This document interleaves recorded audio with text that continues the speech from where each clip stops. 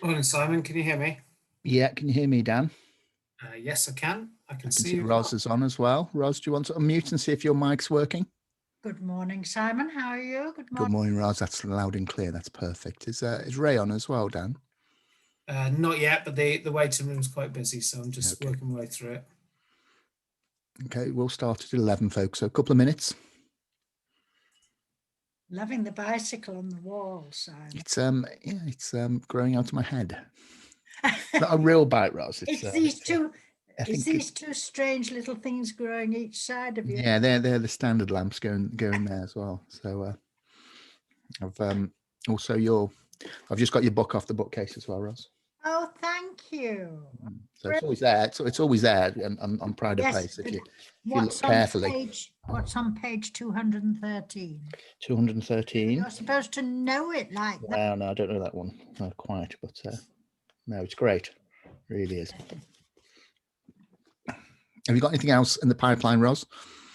Well, I wrote 4 books, but the last one is probably most popular because it's the educational one. It takes teachers, so that's causing quite a lot of discussion. Books are not selling very well, Simon, so my little soiree into writing seems to have abated for now, apart from educational stuff. Well, I'm working on one called, the title at the moment is Talk Right. Right. And of course, there's a double innuendo on right. Okay. So good. Talking on right. Talk rate right. Talk read right. To be right. Not Lancashire or Cheshire.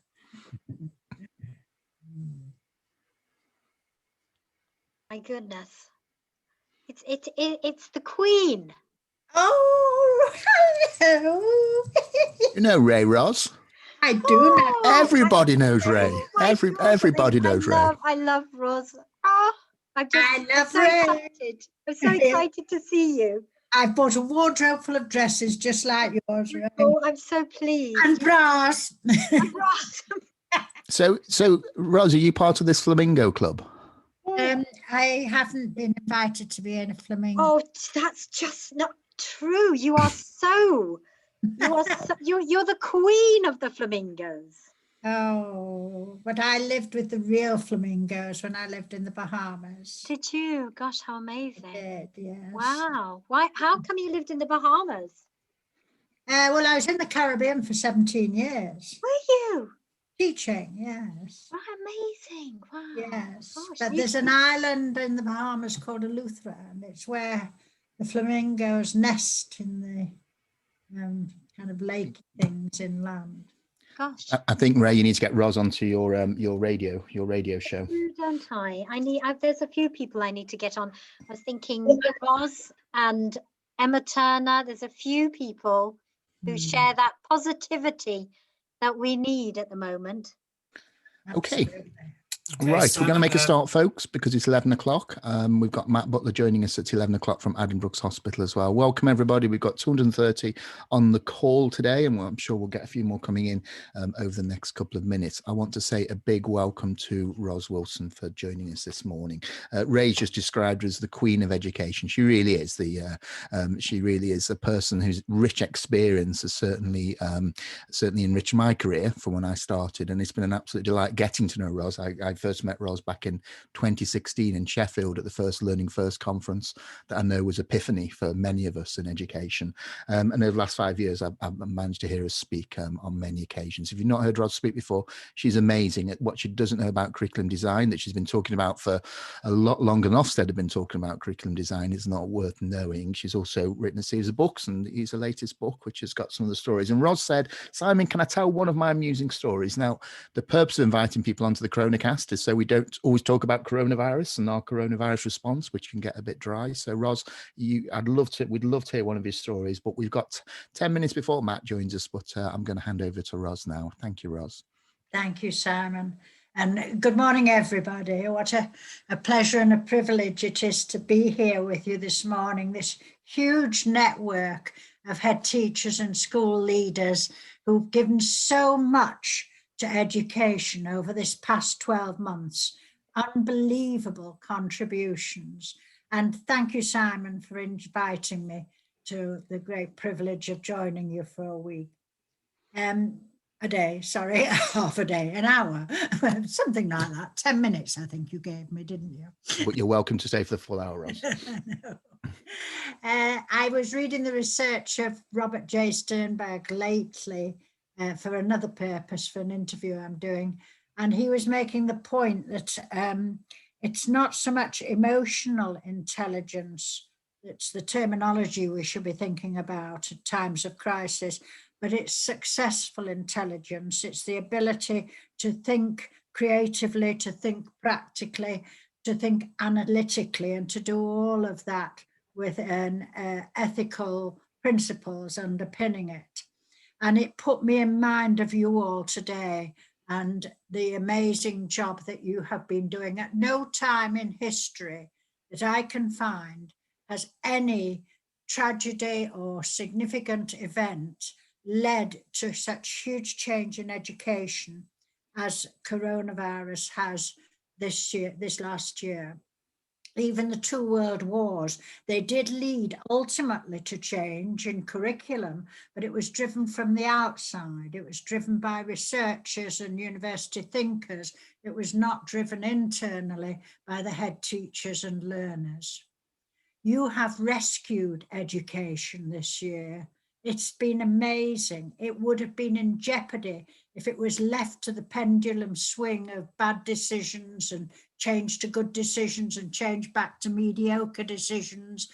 And yet you've kept it going all the way through with the 3 qualities: creativity, flexibility, and analysis that Sternberg advocates. You are the coaches, you are the mentors, and this powerful support network. Look at it, I'm humble. 280 head teachers and school leaders. What a massive achievement. Well done, everybody, bringing support to yourselves and giving support to others so that it's a powerful network of shared decisions. And I'm blown away by it. And when I started teaching in 1965, there was no such thing as external networks because there was no CPD. You didn't meet anyone else. If your school was large enough, there might be internal networks within the school. Some of them were more like cliques, and you had to earn your stripes to get a place in the network, you know. Took a long time. And when I first started, it was so stressful and I was so unhappy. I couldn't make this thing work. I started as an art teacher at Normanton Secondary Modern near Castleford in West Yorkshire. And the children were challenging. Those who've heard me before will know that there was a stabbing on the stairs outside my art room in the first week of my career, and I hadn't a clue what to do about it. But the only way to learn, because you had no mentors, you had no support, and internal meetings were not for discussion and debate. They were to give instructions and news and orders. So I just watched the other teachers. I watched those who appeared to be achieving what I wanted to achieve. And one of the most powerful for me was a gentleman who had a classroom on the walk from the staff room down to my art room. I used to pass his room and I used to look in the internal windows and I could see every single lesson, whatever the time of day, whatever the day of the week, the children were sitting absolutely silent, writing. And I was thinking, gosh, I wish just one class for half an hour would be silent and even listen to me. I'm planning all this inspirational 1960s art, and they don't seem to care whether I'm there or not. And Stan wasn't there half the time. He was a war veteran, he was a mature man, he was stout, apparently had been a bit of a hero and had been injured in the war. And he spent half his time in the quad and everyone knew that, smoking. He was a chain smoker, but his classes still sat there silent, writing. And I was filled with awe. And then one day I was on my way back from the staff room to my art room because I'd had a free period. We used to get 2 a week in those days. And the deputy head, Basher Burgess, put his head round his door and he said, "Ah, Miss Welton, would you just pop into Mr. Wilcox, please, and ask him to come down and have a quick word with me?" And I said, "Certainly, Mr. Burgess." And I trotted down to Stan's and I knocked on the door and I heard him shout, "Come in." So I walked in and I said, "Oh, Mr. Wilcox, Mr. Burgess would like a quick word with you, if that's all right." And he said, "Certainly," and he stood up. And I said, "Would you like me to sit with your class so that they can continue their great work? Because I have a few minutes spare." He said, "Nay, lass, that won't be necessary." And he turned round for class and he said, "Now remember," and he lifted up his hand and he took out his left eye and he stood it on a pile of books on his desk. And he said, "It's watching thee." And he sailed out of the classroom. So all I can say, colleagues, is thank you for all the wonderful things that you have done for children in this country. There are over 7 million children between our primary and secondary schools in this country, and you're the ones who've been creative and flexible and practical and kept the schools running. 3 schools in one in many cases. The schooling for the children of the care workers in a normal classroom but COVID protected. The schooling of children with home learning who have technology and are receiving Zoom or recorded lessons, and the schooling for the children who have no technology and are receiving paper lessons. You've done that. You've kept education running, and you only need one more thing, colleagues, and that's a glass eye, so you can watch it all. Thank you all very, very much. Thank you, Simon, for inviting me. Oh, thank you, Ros, so much for those words. Ros, you've just inspired us again. Absolutely wonderful. Look at all those 307 people clapping and just bathing in your wisdom, Ros. We absolutely love you. You are the queen of education. You've got such rich experience and such wisdom that we all look up to you. And we can't wait to see you in real life, Ros. It's going to be a massive party. When we get back together, we're going to, and please come and join a Brewhead, come and join these things. We've made a great network over the last 12 months, and those networks, I was saying to a colleague who's new in headship, who started in January, those networks that you're building now will last you a lifetime. So wonderful. Thank you, Ros, for those wonderful words. Ros, you're welcome to stay if you want to, or you're welcome to dip out, but thanks so much for spending time with us today. And Ros's book, if you like Ros's stories, they are absolutely wonderful. They're rich, they're full of humor, they're full though. They're full of what it's like to be in a school though as well, and those moments that sustain us. So please take a look at Ros's book, because it's a great read. Okay, let's go and see. Is Matt around? Dan, is Matt around? Can you see him? Hey Simon. Hey Matt, how are you? Yeah, good. Good. Okay, we'll just go through the Coronacast guidelines with Dan just before we go and start. Matt, okay. Morning, everybody. Please just make sure your mics stay muted through this, unless you're asked to come in by Simon. We've got 309 on the line at the moment, so it's a big one today. I am recording this session, so if you don't want your faces on it, then please do just turn your cameras off. Please use the chat function for any questions and any comments that you'd like to put. And I think Ray will be doing any collated questions at the end for us. So thank you. Thank you, Dan. Ros, are you okay if we publish this? Because we publish our meetings on YouTube, especially when Matt comes along. Yeah, you're happy with that. That's great. Okay, morning, Matt. Are you at work at the moment? Are you in the changing room? It's just behind me. Okay, so if you see any doctors in a state of undress, we will avert our eyes from that. So thank you, Matt, so much for joining us live from Adam Brooks Hospital today. Matt, it's 4 weeks since we last met, and our last meetings attracted 6,000 views on YouTube. I think that small bit of disturbance in America went and diverted our viewership that evening, but 6,000 leaders have watched that. So thank you. I think the information you gave us last at the beginning of January, it was sobering. It was certainly made us realize that we had to go and take affirmative action in our schools. I went and met with all our parent body that evening just to talk about the severity, because we didn't know in Cheshire, we didn't know what was coming. So thank you so much. My friend Andy Maller went and said it was probably the most important Coronacast he'd been on, because it gave us the gravity of how much strain the national health is under and was about to become under in different areas as well. So the first question really is, how are things? How have the last 4 weeks been, and what are your kind of projections for the next 4 weeks?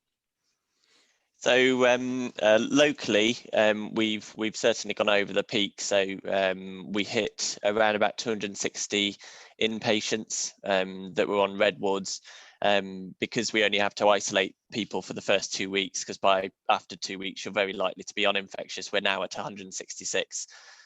So that's just at where we were the first time round. So we're still, although bearing in mind Cambridge was very modestly hit the first time round. Unfortunately, we were hit first with the new variant, the Kent variant, as it's been called. So we were sort of at the crest of the wave before sort of the rest of the country, and then obviously it spread further around. So we're certainly in a better state sort of locally. The disease is exactly the same as it has ever been. The new variant, old variant, wild type, whatever, it's causing exactly the same disease, and unfortunately still killing quite a lot of people. So we are better. We are sort of exhausted. As you can see, my face is sorer from all the mask wearing, and I think the NHS is sort of just hunkered down now for what is going to be quite a torrid few months. Because bearing in mind, a lot of the things that we normally do, we're just not doing at the moment. We've filled hospitals filled with coronavirus patients, and we are not able to do routine operations. So there are people sitting at home that would have now been having operations to remove lumps, bumps, have hip operations. So the effect of this is going to be long lasting, and it's going to have a very long effect for the next at least 2 years. We went into this not very well prepared as a country, and we are gradually ramping up our preparedness midst pandemic, but it's going to leave a long legacy with respect to the NHS. And I think as staff, I mean, from my perspective, I'm eternally grateful for the support that I've had for my school. Wouldn't have been able to do it thinking back to how it was sort of in the first wave. So just from me to you, I echo what Ros has said. You've done amazingly.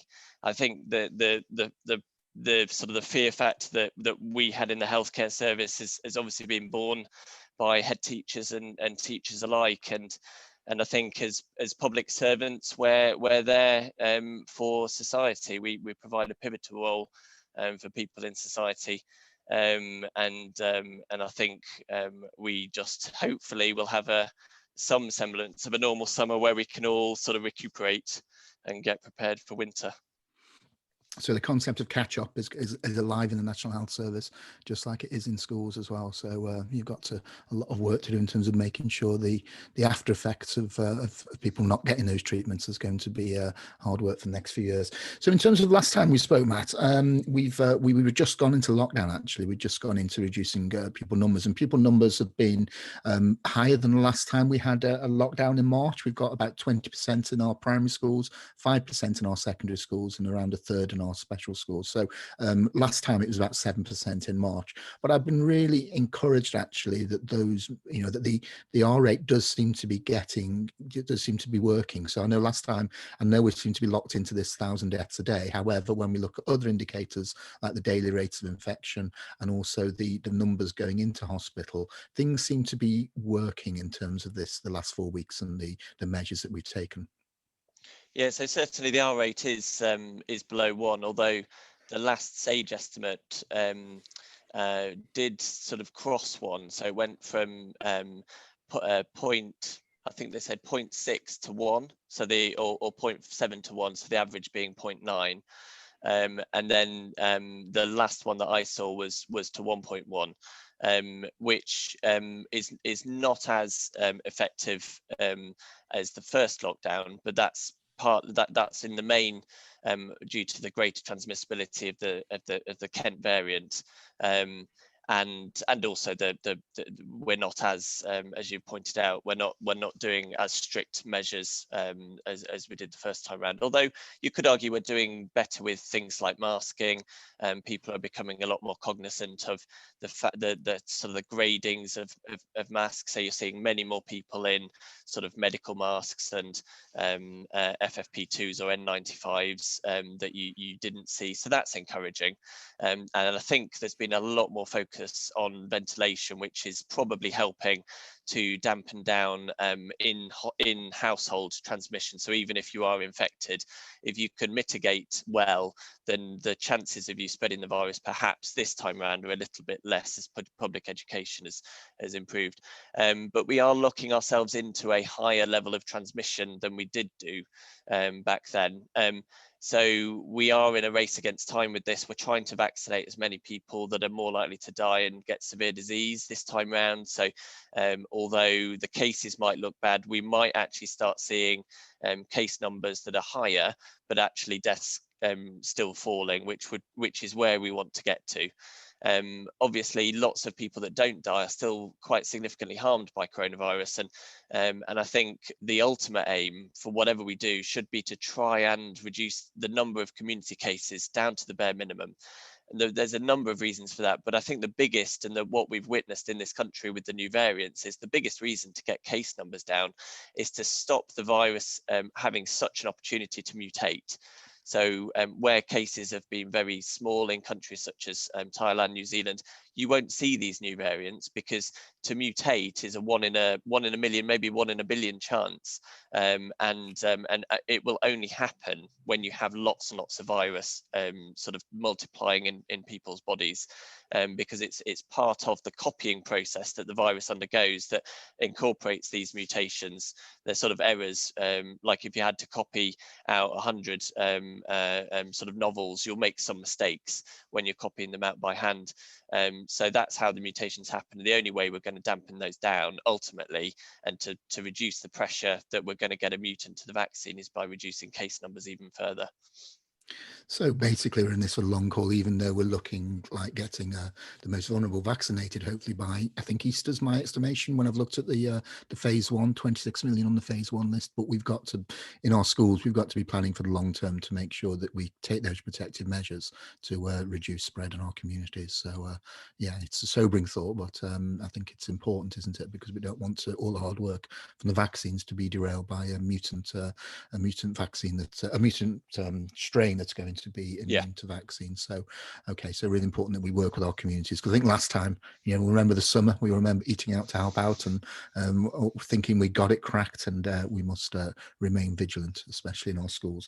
In terms of the return to school, so it was helpfully announced last week that the 8th of March was the next time they would review the date for returning to schools, and I think that was a sensible decision. I'd love to be back in full time with our pupils, and I think things are moving in the right direction. So what I'm anticipating, I don't have any intelligence on this, Matt, this is just my kind of best guess as a school leader, that primary schools will be required to go back full time on the 8th of March. I'm not quite sure about secondaries because some of the data around secondaries is there. So there's quite a lot of anxiety around the teaching profession about the possibility of going back full time. Last time when we came back after a lockdown, we went back in a kind of a staggered way with different year groups with a 50% capacity on classes. I get a sense though that a lot of the learning around that was around making sure, looking what restrictive measures learned. And we've got lots of good evidence from the autumn term of primary schools that actually the primary schools can be open and be relatively safe places. And I'll say relatively safe because clearly it's not as safe as locking yourself in your house and getting internet shopping. So what, I mean, I'm not saying that the 8th of March is a date, but what are your thoughts about schools going back to full opening in primary schools? So I think certainly because we're closer to the R number being 1, it makes sense to not do everything all at one time. So a graded start with the schools that you think, or you have evidence for them being lower risk for increasing transmission, and increasing the pressure on the pandemic from an epidemiological point of view, it makes sense to start with primary schools. And obviously, depending on your location and your mix of key worker kids, for some primary schools that won't look very much different. They might have high numbers already back. For some, it will be a lot different to what they have at the moment. I think the key thing will be that will put pressure on the R number. That will push the R number towards 1. And whether or not it tips us over is going to be the key question, and we will only know that, unfortunately, as I've sort of said before, we'll only know that after the fact. So we'll have to wait for sort of a good few weeks, 3 or 4 weeks, before we know what the actual effect is, because it's 2 weeks to get infected and then start showing symptoms, and then it's another 2 weeks before we see that impact in hospitals. So opening the lid on this very slowly is, I think, needed. And then also when you're doing something like that, thinking about all the things that you should be doing, like ventilation, like distancing in schools, and making sure that you redouble those efforts to have another rethink. Is there something that went not so well last time? Could that potentially be done better? Is there a larger space that you could use that's better ventilated? Are there alternative spaces that you could use that are better in a volume term, even if not better ventilated, to allow for dispersion? So those sorts of things, I think, because we're not like we were back in March, where we had it down to very low levels, and then we could sort of be a bit more confident in September that we had, firstly, low community transmission, but also we had low, the R rate was quite low. This time round, because we're not sure on the effect, and we never really have been sure on the effect of school closures. We've got modelling studies, but the problem is everything's happening all at the same time. So while schools were opening, universities went back. Was that the mixing of students? Was that the schools? We've always had very poor data in children to say how much do they play a role, because they're much more likely to have sort of asymptomatic disease. Does that mean that they're less likely to transmit when they're asymptomatic? Probably. But then you have conflicting evidence that they're more likely to be the index case in a household. So I think caution is going to be our friend, and I think acting as if the school opening is sort of more risky this time round is not a bad thing. Not risky as in risky to teachers, just risky as in, I've always stressed, this is not I think we're very clear now that safety for teachers it has been preserved throughout this, with the ONS figures showing a lower than sort of predicted mortality based on age and gender.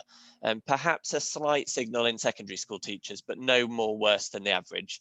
But certainly safe for teachers, and then safety for pupils is obviously, we're not just talking pandemic terms here, we're talking about sort of vulnerable children that need to be back in school. Just mental health, I was very taken by Dr. Gopal's talk, which really did hammer home some of the individual stories of how children have been affected in lockdown, particularly without access to broadband, without access to technology. So I think I would be happy for schools to go back, just in a very cautious way, and schools to just do all the exemplary work that they've been doing so far. Yeah, and I think when we last met, I certainly redoubled our efforts in school, and redoubled my own efforts personally as well, because I'd gotten to some bad habits of going to the shop. And I think our community as a school, they know, if they behave well outside of school, then there's more chance of school being open and remaining open. And I think that's a message that we need to continue with as we go back. One thing that has been mentioned to me though, Matt, is, well, we've got this new strain, so those data that we've got about safe opening, or a very minimal disruption in the autumn term, and low mortality rates for teachers in the autumn. We've now got a new strain. So what are your thoughts on that, of the teachers who are very anxious about the new strain and the unknowns that brings? So two things about the new strain. Firstly, it doesn't alter the laws of physics. So transmission is still happening by the same routes. More so, more recently, the focus on ventilation is focusing on these so-called aerosols, which science has been developing with regards to that. It's very difficult to study virus and disease transmission. You'd have thought with billions in the planet and millions infected that it would be a fairly simple thing to prove. But when you're talking about things that are microns in diameter in the air, how do you know whether it's a large droplet that splashes in your eye or a small thing that you breathe in that causes the disease? It's very difficult, and the jury's still out. But certainly the public bodies, CDC, ECDC and WHO are mentioning aerosols, which they weren't doing, and are certainly saying it's a route. Some say it's a main route, others not. So it doesn't alter the laws of physics. It probably is more likely to, it's more transmissible in that when it gets into you, it binds tighter to the receptor, which it uses as a sort of a key and lock to get into cells.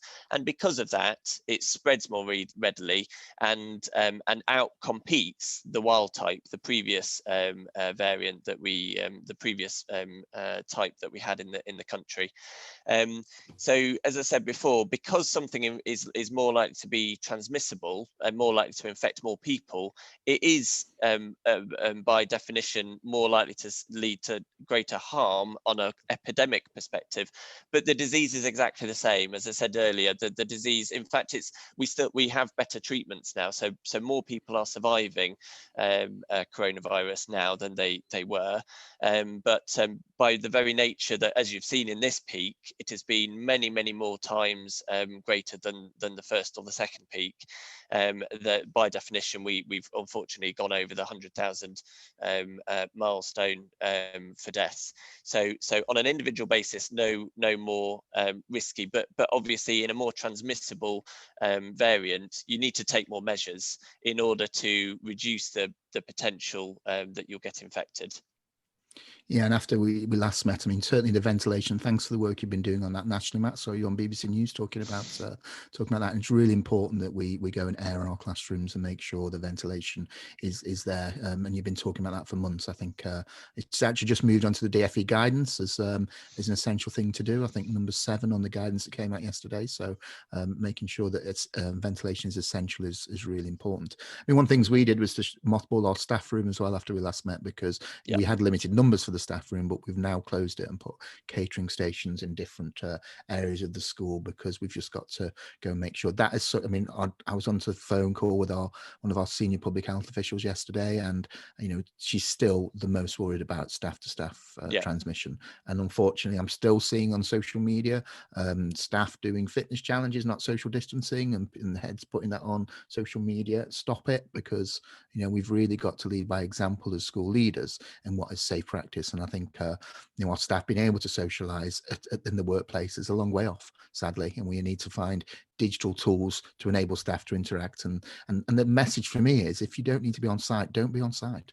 We've all got admin staff that can work from home using digital tools. We've at the moment we've got 4.5 more weeks before March the 8th, and staff should not be on site unless they have to be on site, and we need to model that as school leaders as well. So really important messages coming out there.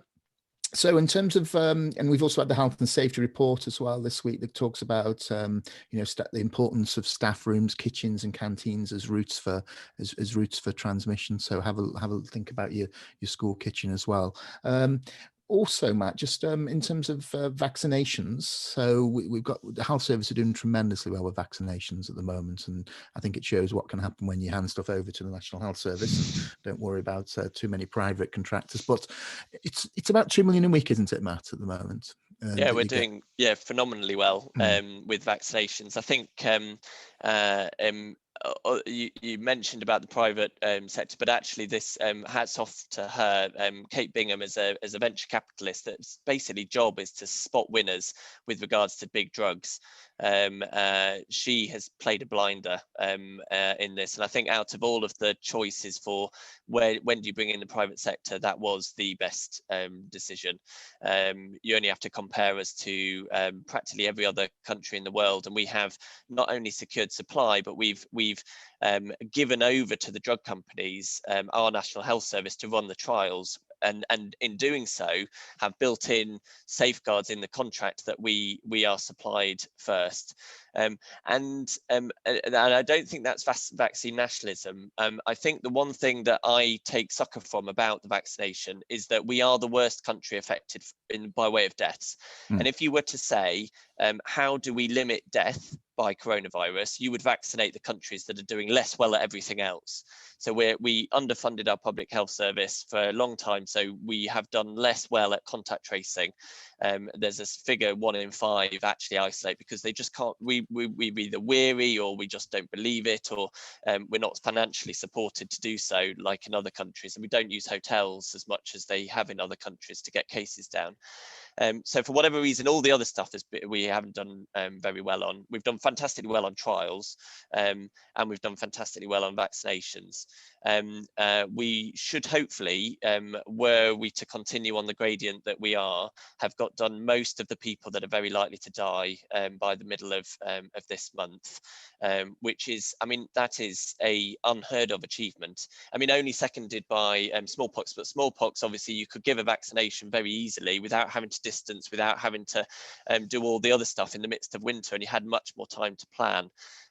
So it is an amazing achievement that the NHS has managed to achieve. I think I'm more swinging to the view that when we actually come to the next groups, I think both ethically and morally, I think public health servants that are expected to go into a job, or that can't work from home, particularly say the manual workers, but also then teachers as well, because there's a number of reasons why I think they should be prioritised. Firstly, you are just as likely to get coronavirus in the community as you are probably in schools, probably more so in the household. But if you are sick with coronavirus, then that puts pressure on the school. And because we've got this national infection going on, if we can alleviate the pressure on education, then with regards to sort of keeping staff within school and healthy, then that would be better. It's a huge boon to your mental health to know that you've got some protection as well. And I think that has been very clear, that it's more prominent in a profession like teaching, that you understand about the transmission, hence why we're on this Coronacast, that you're seeking knowledge rather than say where it also is high in prevalence, say in a manual setting, where I think there's less engagement with the public. I think they're very wary, and I think that's leading, unfortunately, to quite high levels of transmission, particularly in factories and things like that. Because if you think of what your staff rooms are like, think of what they're like, where the evidence or where the guidance has probably not been implemented as well, but also because they haven't had much very clear guidance.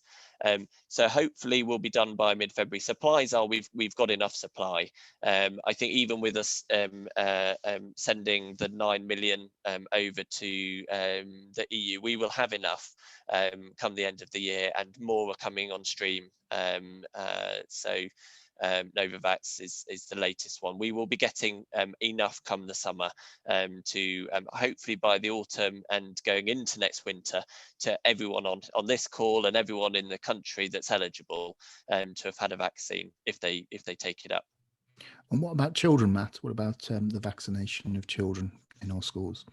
Yeah, so it's still not licensed in children. I think if you were able to vaccinate all adults, we could probably stamp it out, because then we could opt to do a greater degree of testing for children, and hopefully by then we'll have a less invasive testing process. The key thing about children and vaccines is that we don't have the trial evidence at the moment, and I'm not entirely sure whether anyone's doing the trial. I think it's very difficult to do it in children because, I mean, the reason we vaccinate flu in kids is not because they get bad flu, it's because they're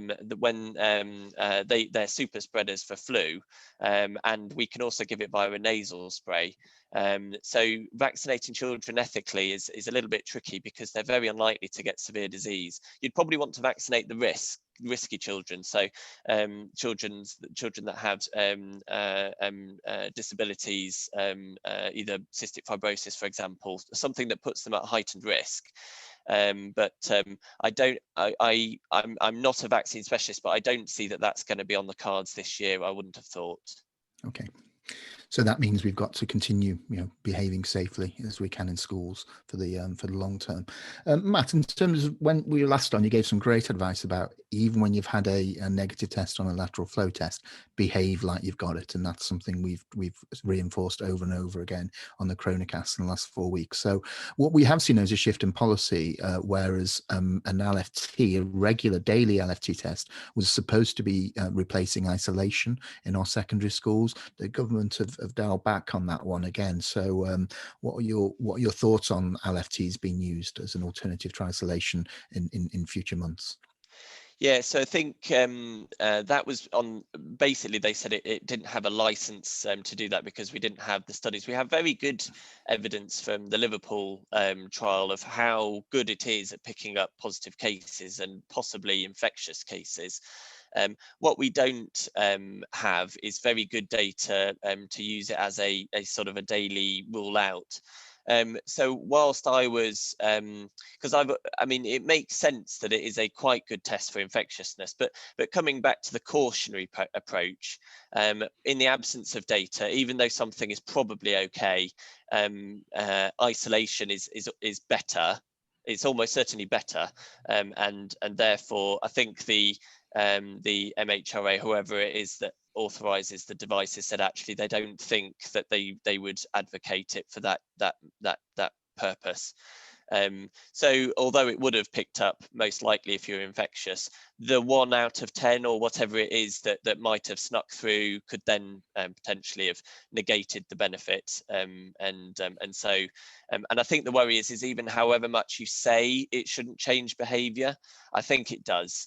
I think if you're negative, it's a very difficult concept to take when you're trying to explain sensitivity and specificity for a test. So even if you say to someone this will only pick up half of people, that'll either make people not want to take it in the first place, or they'll just put too much over reliance on it. And I think the gamble was probably the right one, not the right one to say actually we shouldn't then therefore be using it as a surrogate for isolation. And particularly, as I've said before, that we're lifting the lid on this thing very slowly, and we don't want to encourage it by perhaps doing things that we didn't do the first time around.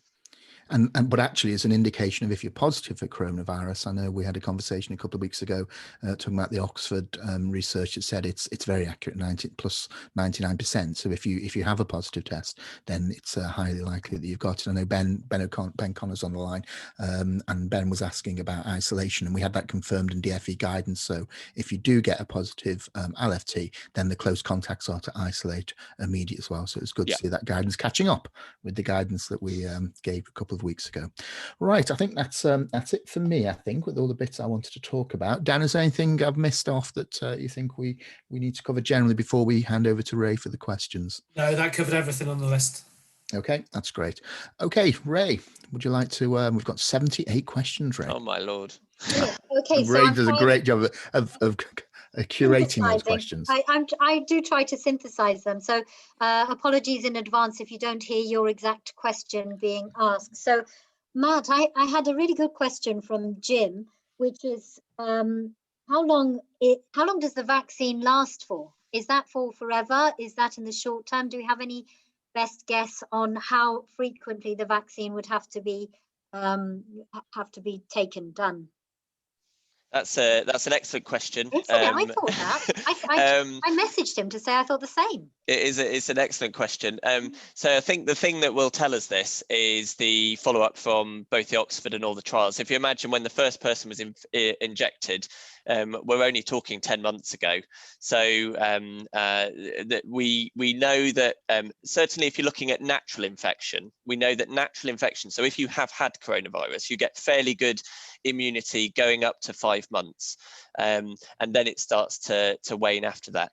The vaccines are very, very much more likely to give you longer than 5 months, and there's a number of reasons for that, but the basic one is that we are tricking the immune system into basically displaying all the protein on the virus which it uses to get into cells, and the virus, when it infects you, quickly wants to get into a cell to hide away from your body's immune system. So the vaccine does not have any strategy to get around your immune system. It in fact does the opposite.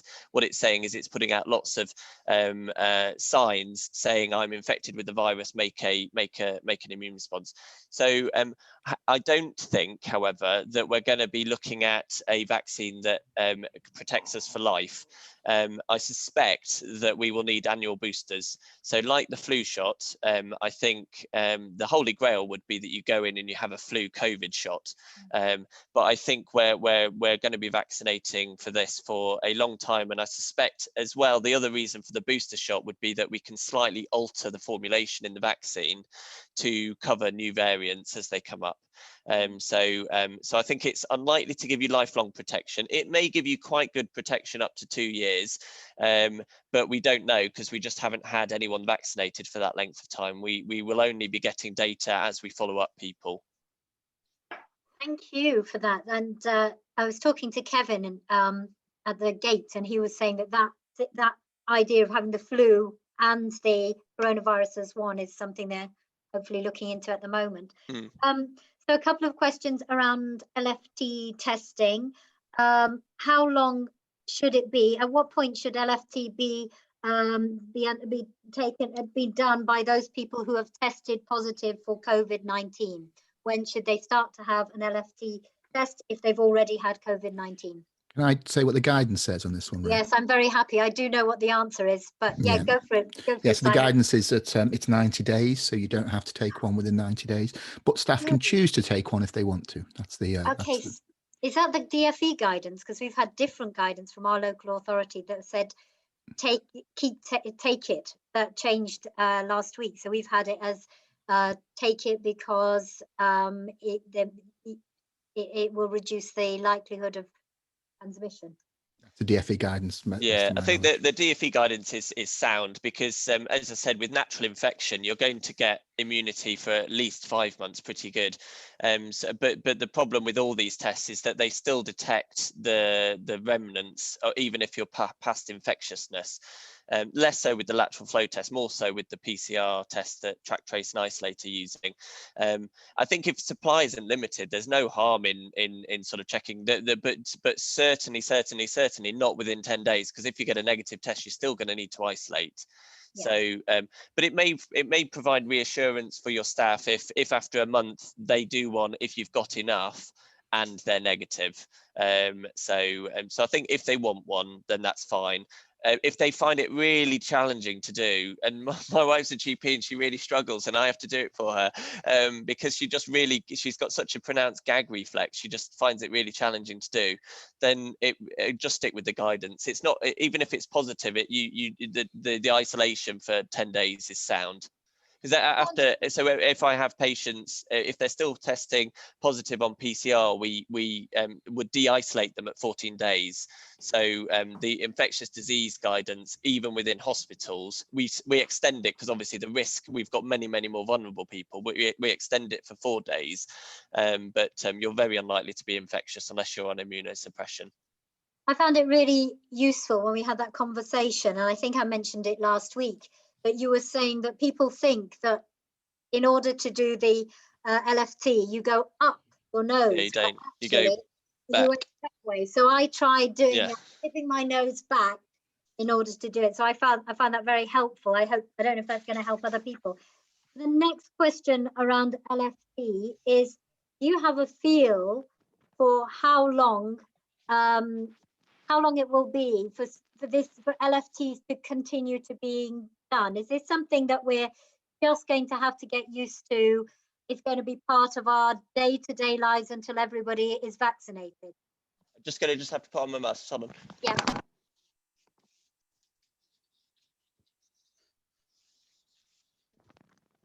Sorry, yeah. It is probably something that we're going to have to do for a long time. Right. I think they're very useful tests because they give you such a quick answer. But I think you can still hear me well? Yes, yeah, perfect. I think it's gonna be with us for many years, I would have thought. So you've given a beautiful segue there. Thank you very much for the visual tool.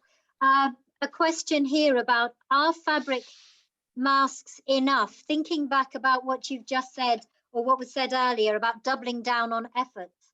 I remember you mentioning to us last time that the quality, the plastic that's in those masks is actually better than the fabric mask. So should we go back to recommending that staff wear these sorts of masks and we buy them in?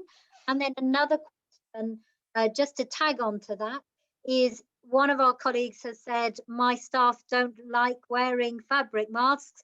They prefer to wear visors. Is visors enough? And I think I know the answer on that as well, but I'll let you, as you as the expert, I'll ask you to do both bits.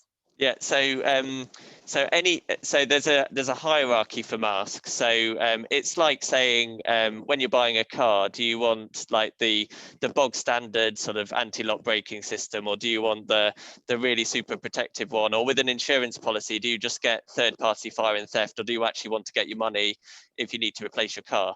This is much better. So the ear loop variant less so, but I usually wear it with a thing at the top so as long as it's flush to my cheeks and you don't have that many gaps, it provides around about 60 to 70% filtration. The cloth mask will get up to around about sort of 10-20%. So the reason we wear these is because they're more two-way, so they're much more protective for me, and also they stop me infecting others. So it's a two-way system with these masks. The cloth masks are very good at stopping you putting out lots of droplets into the environment. So they're much better at protecting others, but they don't do much for yourself. These are not in short supply now. The reason that these were not advocated at the start was because we were struggling. We're using ones that had expired in 2016 in the health service because we just didn't have enough. But now they are. It takes around about 3 seconds to manufacture one of these, and it costs 10 pence.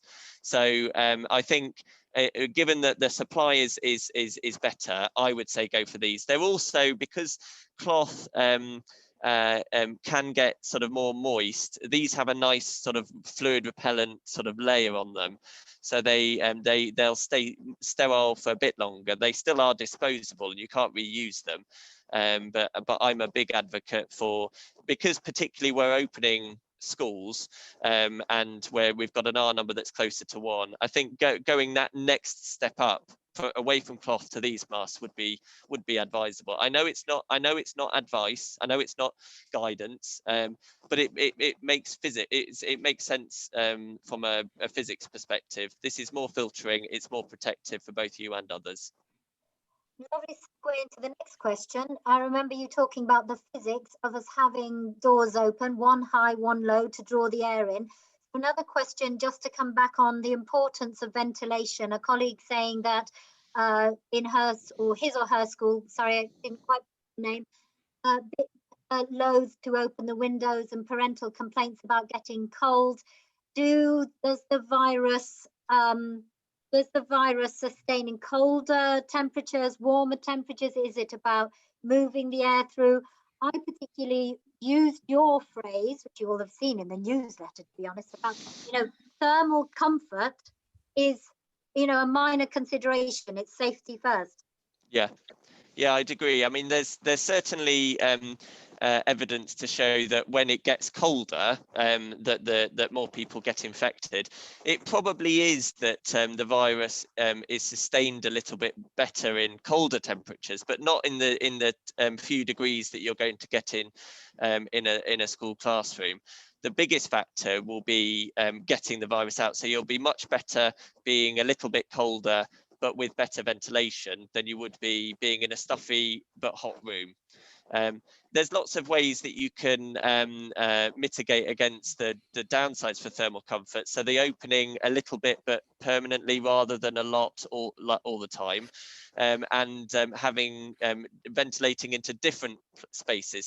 So were you to have like a larger sort of atrium or whatever space outside the classroom, having 2 doors of entry is better than just having one. And then use intermittent ventilation, and perhaps if you can go from one class where it's ventilating with the windows open, move the kids into there, close the windows and ventilate the one that they've just vacated. So being creative with regards to that, and then just allowing them to, or encouraging them, not banning them from wearing coats, for example, because I have heard some schools that have sort of said no, you can't wear your coat, but I mean that seems to be a little bit harsh, unless they're hiding their mobile phones in there or something, or it's really detracting from learning.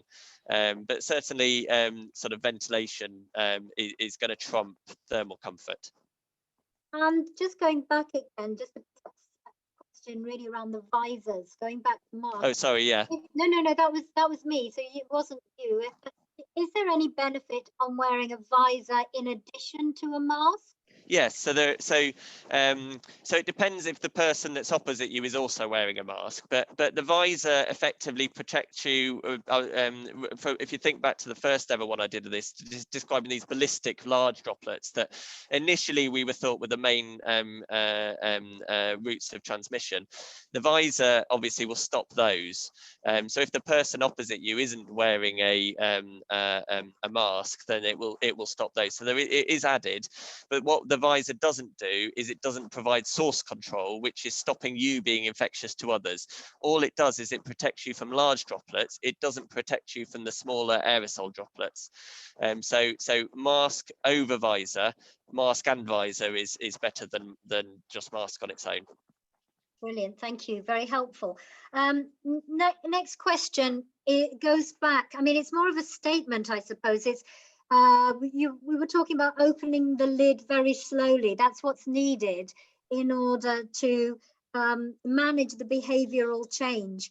And colleagues here on this call have got really challenging circumstances where schools, as we've talked before, I found that very helpful before, the role that we play as civic leaders, making a strong stance, showing that we're all in this together, and I'm almost being head teachers for the parents as well about what's expected in our community. But colleagues really saying that they're seeing some of their staff being really impacted by positive tests, and they know within their environs, in their neighbourhoods, people are not having the same level of care about social distancing and so on, and a slight fear around the fact that the messaging possibly, I'm not sure there's anything you can do about this, it's just a way of airing a concern. As soon as that message is schools reopen after the 8th of March, it's safe. So I think all of the messaging that head teachers have done through these calls about it's too early. In fact, Chris Whitty is saying the same, isn't it? We're not out of the woods yet.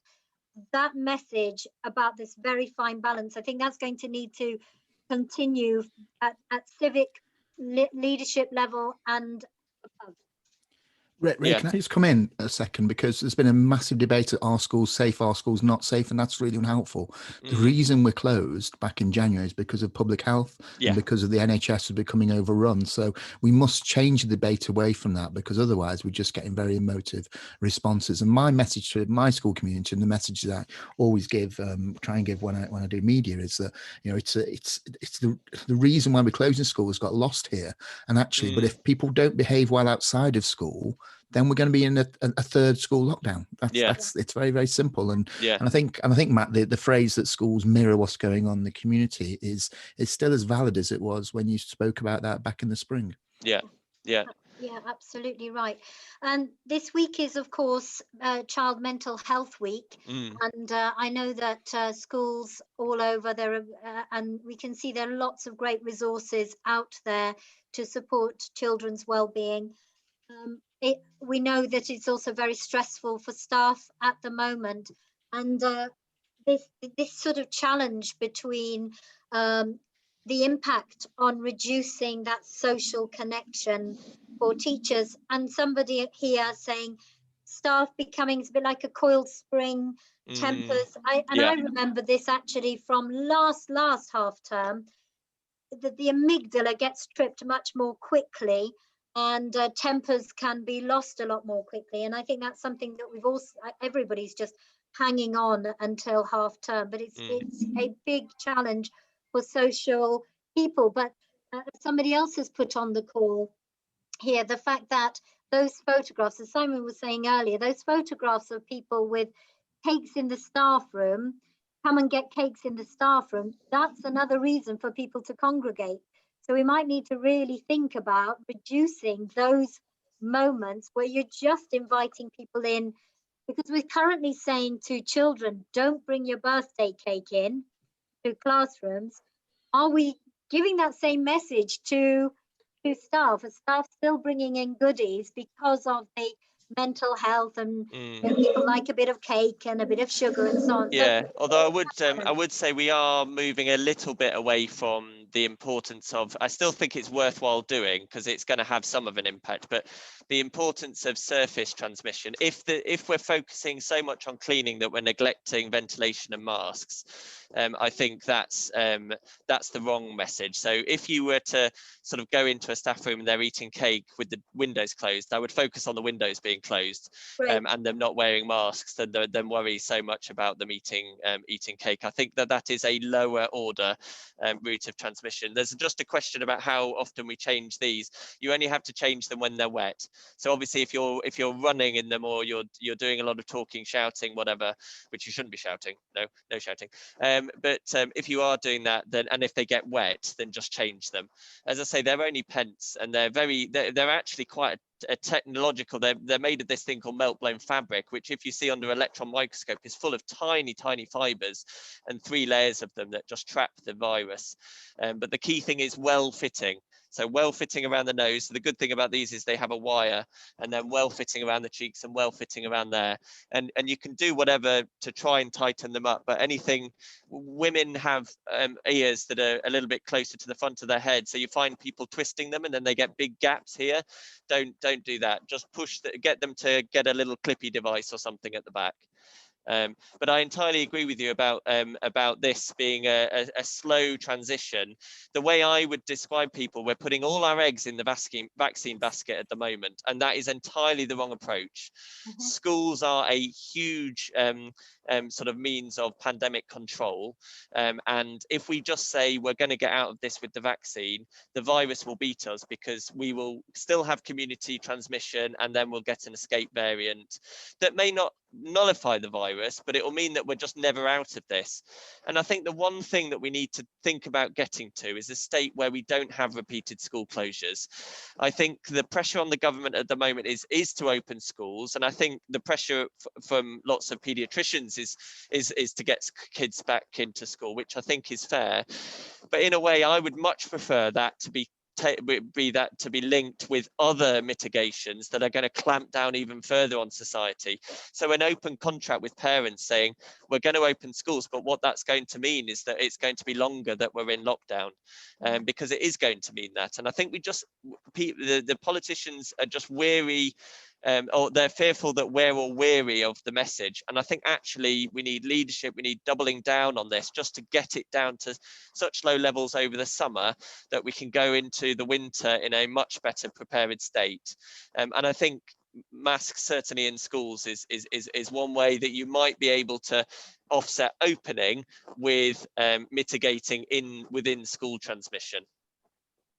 That is really helpful, and I've made a note of that because it helps me to think about that messaging of that balance. We've really got to keep that sense of control, and may go on longer, but we've got to continue to be careful. More points I'm going to come back to, because it is an important one, this ventilation playing out and staff perhaps not wearing the right clothes. So there's that old adage, there's no such thing as the wrong weather, just the wrong clothes.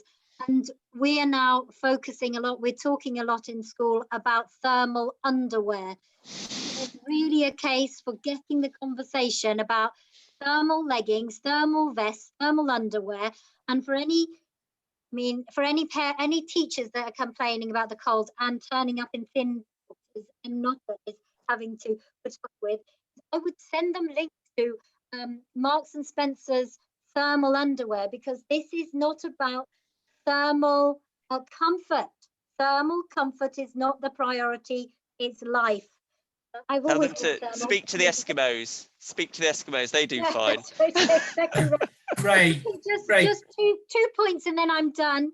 So the last point is, somebody has said about opening up and specifics around rotas and key worker, and I think this is something we'll pick up as we get closer to opening time. The last one I really want to finish off here, Matt, is Rachel Jones. Lots of others are saying how blessed we are. How does Matt find the time for us? We are so grateful to the guidance that he is giving us. We feel completely blessed. I'm summarizing so many people who've said that, but Matt, I hope you are hearing that message. We really, really do appreciate that. Flamingo Joe saying here. So lots of support and lots of gratitude to you, Matt. Absolutely, Matt. And I think just Simon's had a power cut, he's coming back on, but just to wrap up, absolutely fantastic again, Matt. Thank you ever so much for giving us your time. The fact you take time out of your shift to support in this way is absolutely incredible, and certainly helps us lead the schools moving forward. So much appreciated. And also thank you ever so much to Ros for the first input earlier. I think it was very uplifting, really great to hear that story, and certainly gave me a lift as we started off. So we will. Somebody's asked on the chat whether we can pull together a statement. We will be publishing this on YouTube as once this has been recorded, and we'll have a think about a statement of things from this potentially for next week. So thank you, everybody. Thanks, Ray, for doing the questions, and thanks, Simon, who's around somewhere now, but we will see you next week. Yeah, thanks, Dan. Thanks, everybody. And thanks, Susan, for organising this as well. Brilliant work, Susan, behind the scenes. Okay, take care, everybody. Take care, Matt. Thank you. Bye, Bye. Ros. Stay safe, everyone. Bye. Thanks. Bye. Bye. Thank you. Bye, Ros. Thank you very much. Thanks, Ros. I've got